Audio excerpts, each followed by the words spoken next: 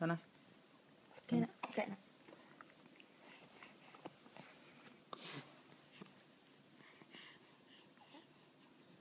Nhầm rồi, nhầm rồi.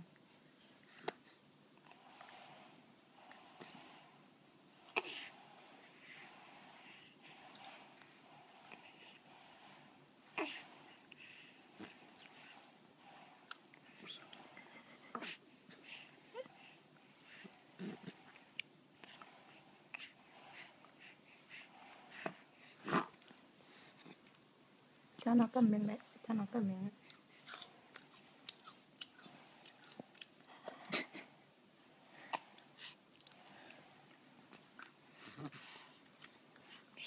Chọc vào mắt đi con ạ.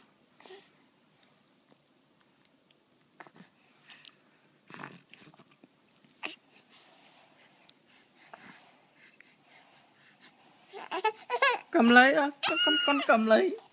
Con cầm lấy. Con cầm lấy. Đưa vào tay con.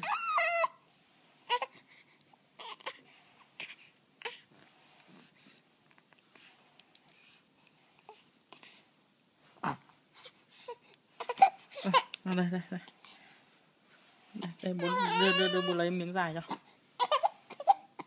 Đây của con đây, của con đây. Đây cơ mà. Này. Đây. Này.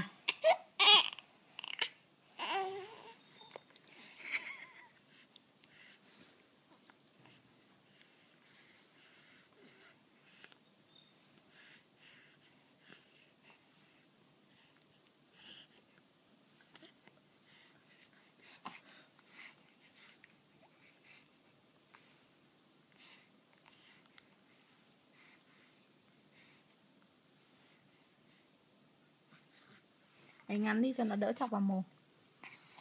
Đấy. Hả?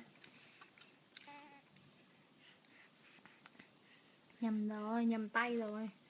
Đây. Nghe tiếng rột rột nhỉ? Đây. Hả? Đấy, cắn. Ngồi còn chưa vững rồi. Chứ ngỏng đâu ra. Đây.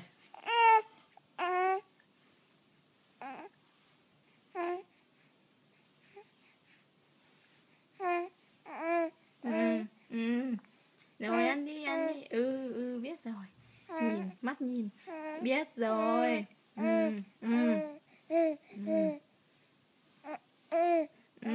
đi.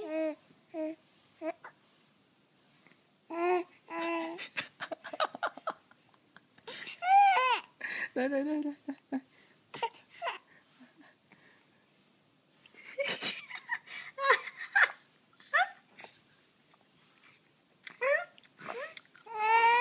Đây.